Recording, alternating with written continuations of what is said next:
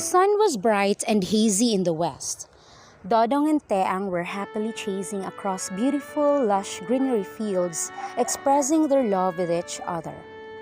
Dodong finally got the chance to propose to Teang.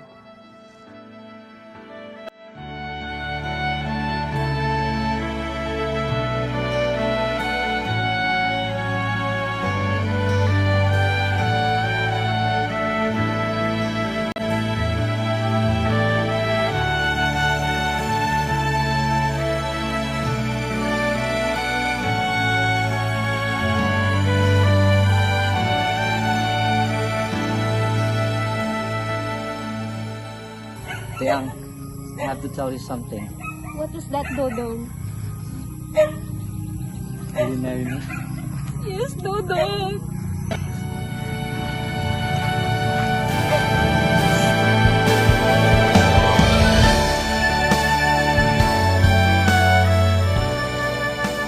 Dodong returned home after working in the field. While walking, he thought of telling his father about his desire to marry Teang. He was, however, hesitant to do it, but he wanted his father How to can I know. tell my father about me and Teang? I'm afraid he might get angry. But I have to tell him. I would tell him. Dodong started homeward thinking how he would break the news to his father. Dodong was 17 years old. He had pimples on his face and the down on his lips were already dark. Thinking himself a man grown, Dodong felt he is now ready for the next important step in his life. It was dusk when Dodong reached home. He saw his father drinking coffee while waiting for him. Where's mother? Her mother was busy preparing Dodong, for their it's good that you dinner. are here.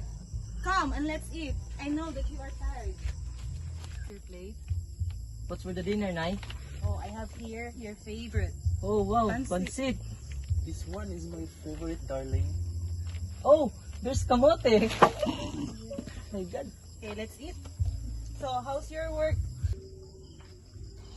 After eating, Dodong's father went inside the room to relax. Dodong knew he had to tell his father, so he followed him.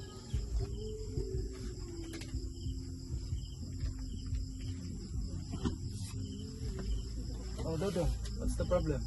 Tay, I have to tell you something. What is it? I have to marry Teang. Dodong fidgeted in his seat while his father stared at him without saying anything. His father looked at him silently. The silence became more intense and cruel. Dodong was tense, but still he tried to ask again for his will marry father's Teang. blessing.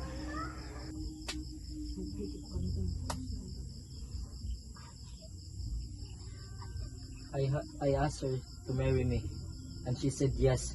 I want your permission. But Dodong, you're too young. But Tay, I'm 17 already. Is that really what you want, Dodong? Yes, Tay. We love each other. We want to build our own family. If that can make you happy, then you'll have my permission. In the end, Dodong's father gave his consent. Dodong and Teang got married. I now pronounce you husband and wife. They were so happy for finally they will be living together.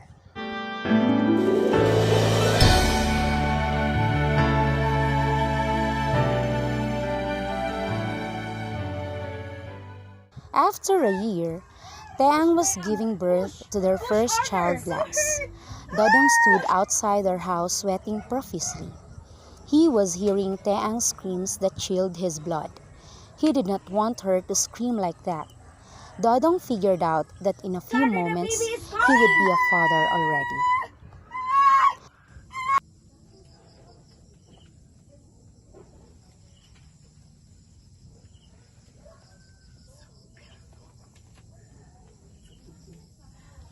Dodong! Dodong! It's a boy!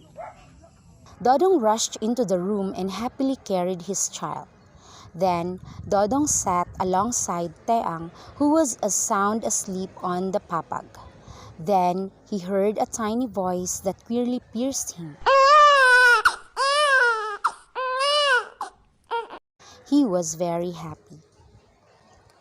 Blas was not the only child of Dodong and Teang. Many more children came. Dodong did not want any more children, but they came anyway. It seemed like it could not be helped. For the next 6 years, Teang gave birth to 7 children in all. Dodong and Teang were happy together. They were responsible and loving parents to their children. Dodong worked hard to meet his family's needs, and Teang faithfully do his duties and responsibilities as a wife and as a mother. Teang did not complain. However, her body was now shapeless and thin from bearing so many children and from the hard work of caring for them and the household. Even though she loved Dodong, she cried sometimes, wishing she had not married so young. But she did not tell Dodong this, not wishing him to dislike her. One day, Teang went to the market to buy foods. There, she accidentally bumped into Luciu, his ex-suitor who was 9 years older than Dodong. They talked for a while, and she found out that Luciu is already married, but he has no children. Oh, I'm so sorry. No, it's okay.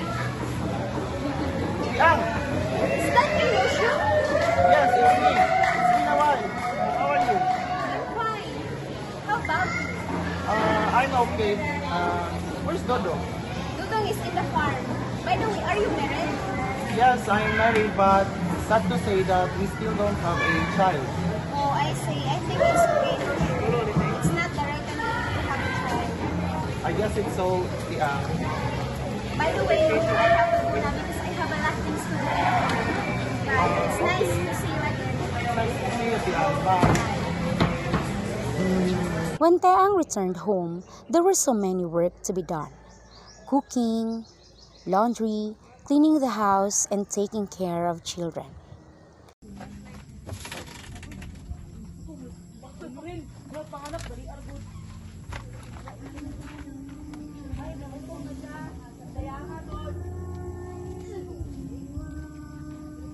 Oh my God!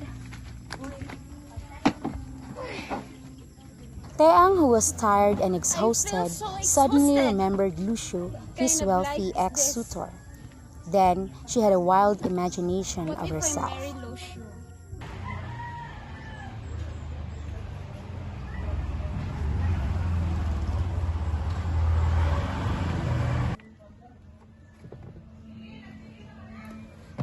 Welcome home, madam. Welcome home, madam. Yaya, can you get my things inside the car? Yes, madam. Kopya.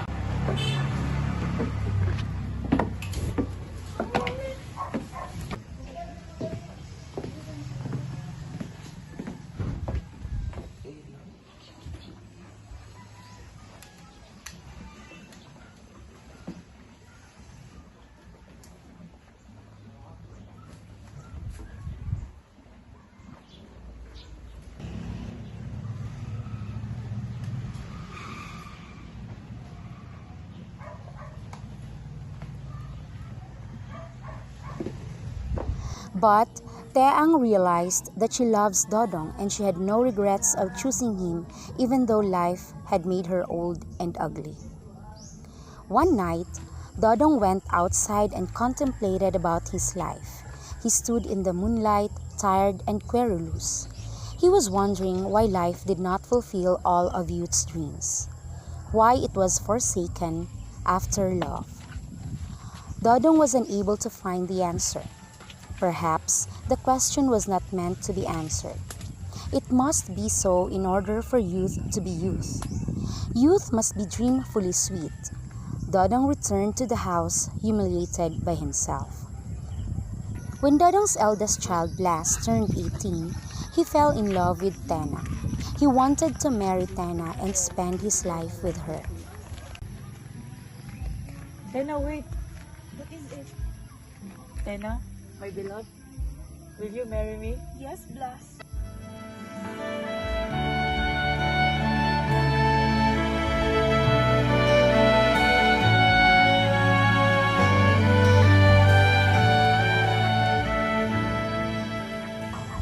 One night, Blas came home very flustered and happy. It was late at night and Dodong heard Blas's steps.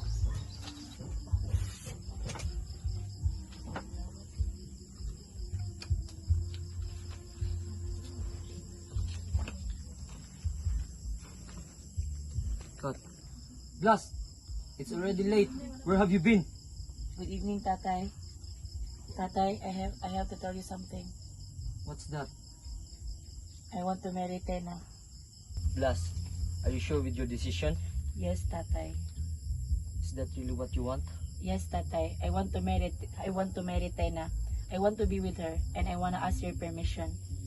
Do you have any objections about it?